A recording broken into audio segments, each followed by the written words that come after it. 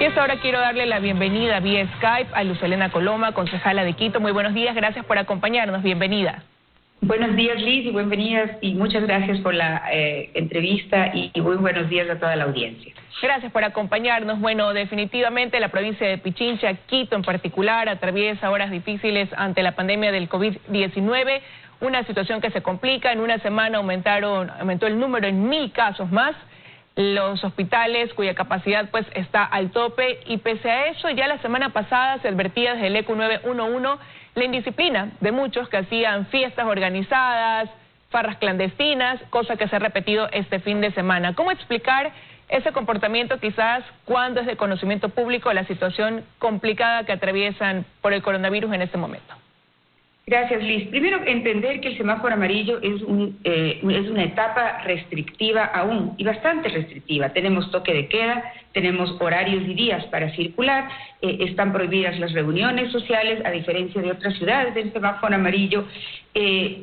No se pueden aperturar cines, no hay posibilidades de reuniones de mucha gente, etcétera, y peor, aglomeraciones.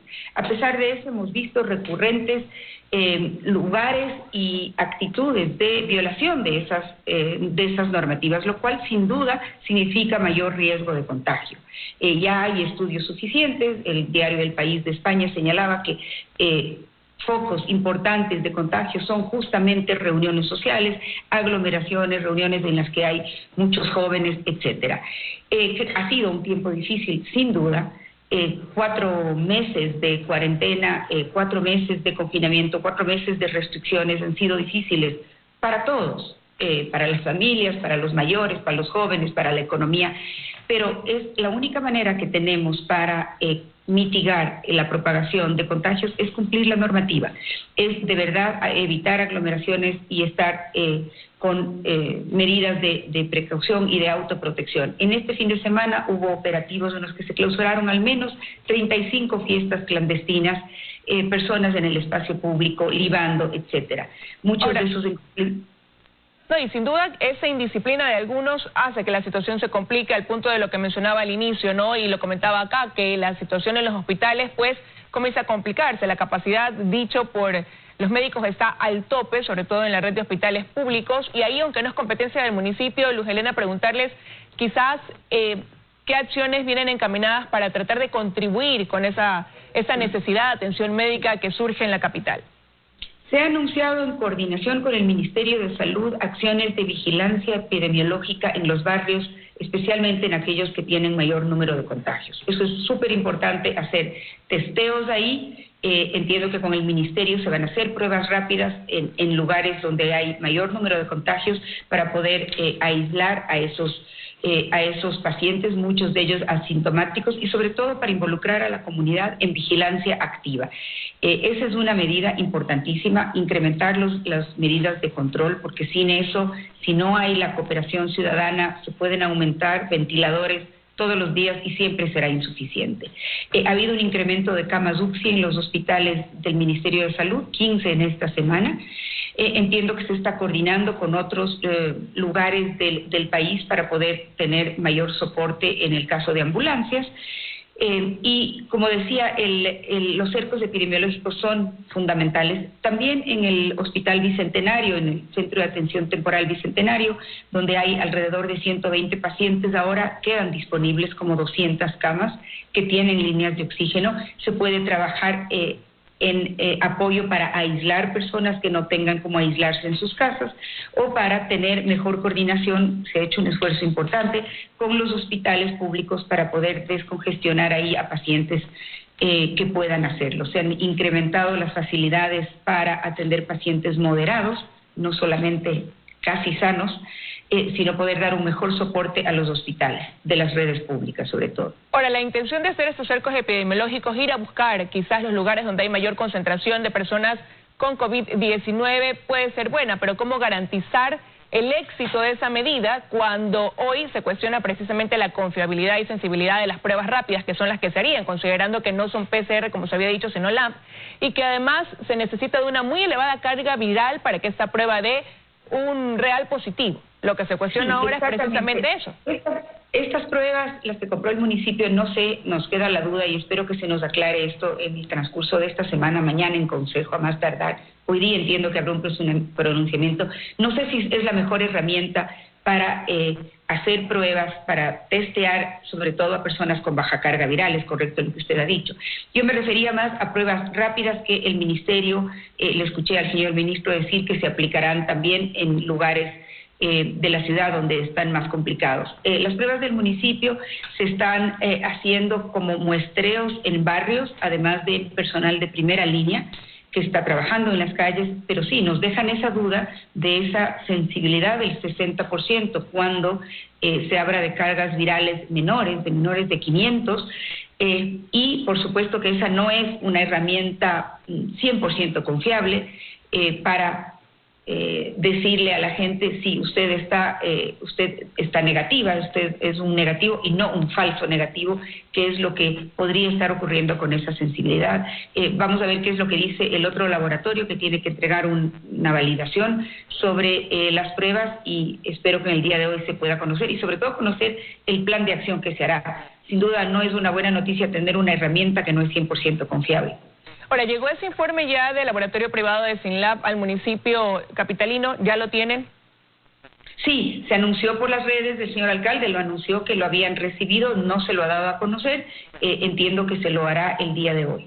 Ahora, pero analizando las hipótesis, ¿qué pasa si el resultado de ese laboratorio coincide con lo que precisamente dijo la UDLA, informó la UDLA sobre la sensibilidad y confiabilidad de estas pruebas que no serían una garantía y que eso se podría estar viendo reflejado en el mismo análisis que se hizo de la situación real de la pandemia en la capital? ¿Qué decisión deberían tomar en torno a eso?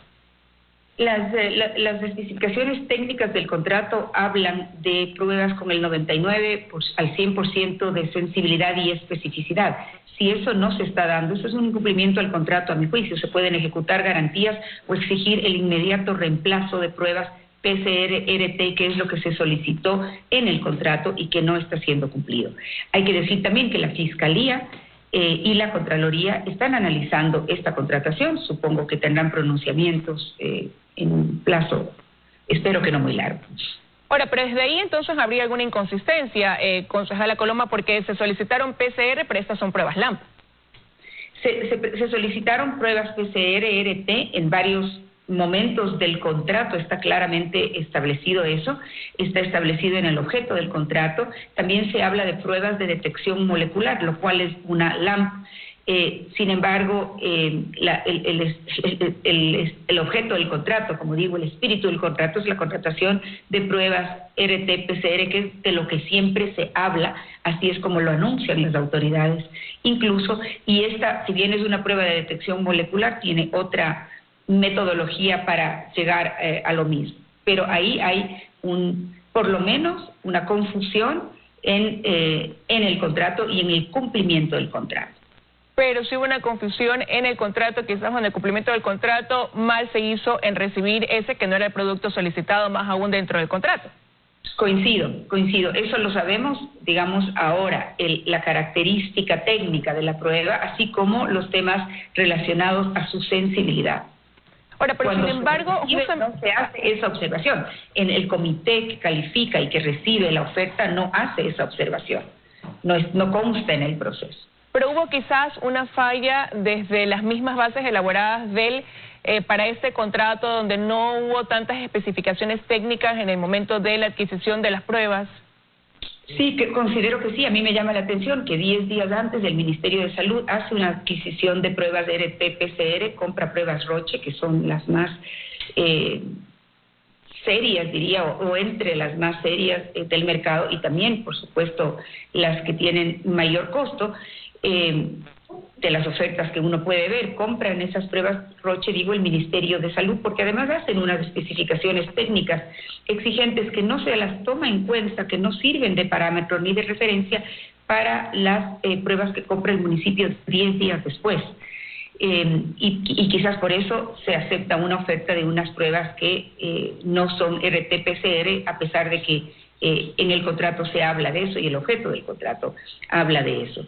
El valor por el que se adquieren estas es similar al que cuestan las pruebas Roche o al que algunas otras iniciativas privadas que han comprado pruebas de la mejor calidad, como Fisher también, han pagado. Es un valor similar. Esas determinaciones de precio tendrá que hacerlas también la Fiscalía.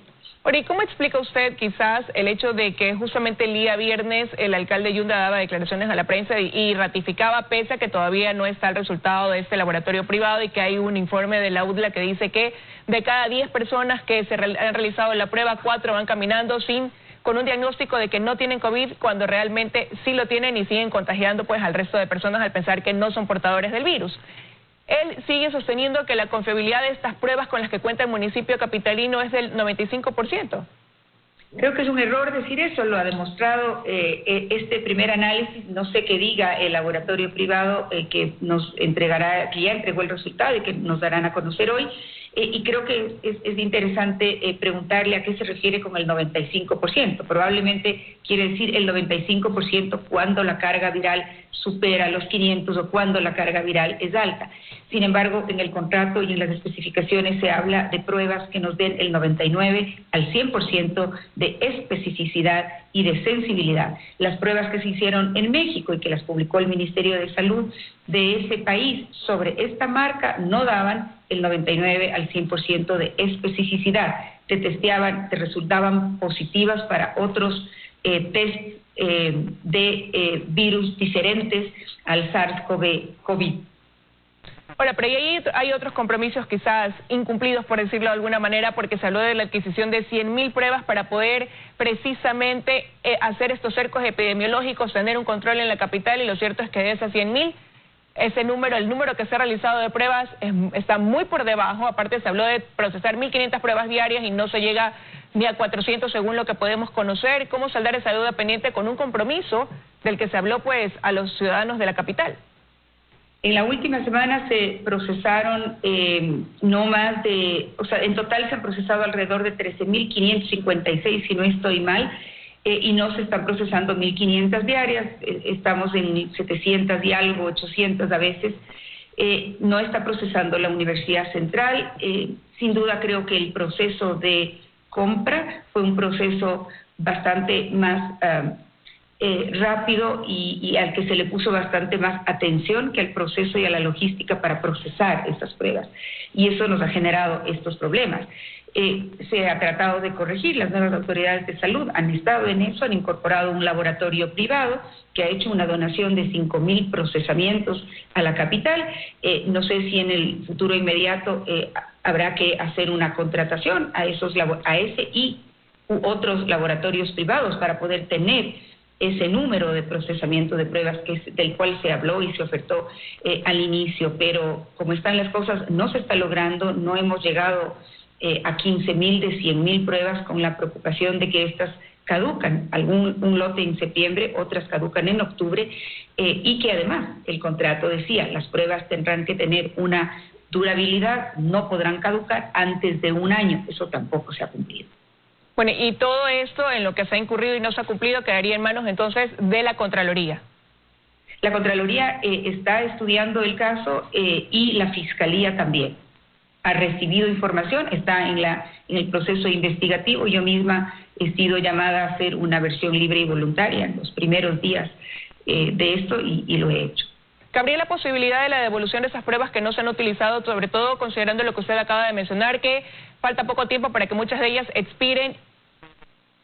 Tendrían que ser cambiadas por pruebas que sirvan, por pruebas que sean 100% sensibles y por pruebas que no expiren, porque lo que la ciudad necesita, eso sin duda es un acierto, es poder hacer muchas pruebas, ojalá no solamente 100.000, ojalá se logren hacer 200.000, ojalá se logren hacer 300.000, y que esas pruebas, sobre todo en muestreos barriales, en los lugares más complicados, nos puedan permitir establecer exactamente quién debe aislarse, y esa persona que debe aislarse, en efecto, se aísle. Esa es la única manera de mitigar el contagio en la capital. Ahora, y quisiera ya para concluir esta entrevista no dejar de preguntarle también sobre aquellas denuncias de actos de corrupción en adquisiciones que se han dado precisamente durante esta época de la pandemia y que salieron a la luz pública hace poco tiempo, ¿no? ¿Cómo avanzan esas investigaciones también?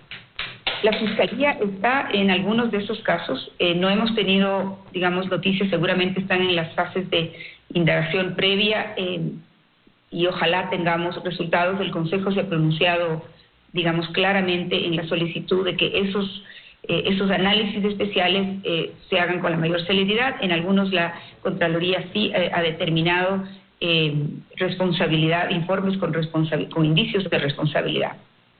¿Cuál es quizás esa sensación ya como concejala, parte de ese municipio de Quito en torno al manejo de la situación dentro de esta situación, valga la redundancia, de pandemia, concejala Coloma? Creo que es más fácil tener a la ciudad confinada totalmente y poder hacer acciones, digamos, que competen con el control del orden en el poco número de gente que está circulando, o la desinfección de calles, o el cierre de mercados, etcétera. Y esa primera fase en la que con mucha disciplina la ciudad cumplió una cuarentena estricta, creo que ha tenido un buen manejo.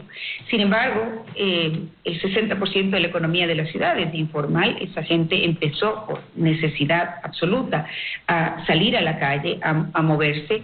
Vino el cambio del semáforo con los resultados obvios y predecibles de que el nivel de contagio se iba a incrementar. Es ahí cuando teníamos que tener el Centro de Atención Bicentenario listo para poder atender al 100% con 300 camas y ser un apoyo al sistema de salud. Cuando el transporte público tenía que tener también un modelo claro de gestión, cuando teníamos que estar haciendo estas pruebas a nivel general para tener una idea clara del comportamiento de la epidemia, y lamentablemente eso no ha sido así en esta fase, que es una fase más sensible, más riesgosa y más complicada. Es una fase que requiere muchísima gestión de la ciudad. Esa gestión está teniendo tropiezos y sin duda esa gestión, para que sea exitosa, también requiere del compromiso ciudadano y del cumplimiento de la normativa, porque no habrá número de camas hospitalarias ni acciones suficientes si es que no hay el autocontrol, el uso de mascarilla, la distancia, las medidas de higiene, que es de verdad el arma más poderosa y más certera que tenemos en este momento cada uno de nosotros para enfrentar esta pandemia. Sin duda es un tema de corresponsabilidad, pero también desde el lado que se tenga que enmendar, que se haga lo necesario, ¿no?, para poder evitar que continúe la propagación del contagio del COVID-19. Sin duda los ojos están puestos también hoy en lo que sucede allá en la provincia de Pichincha, sobre todo en la capital. ¿Me iba a decir algo, Luz Helena? No, que eso es lo que hemos exigido desde el Consejo, con mucha claridad y mucha frontalidad.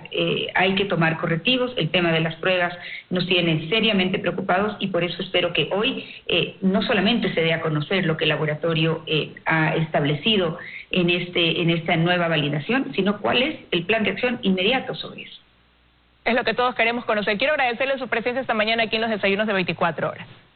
A ustedes muchas gracias y buenos días. Buenos días para usted también. Vamos a ir a una pausa. Regresamos.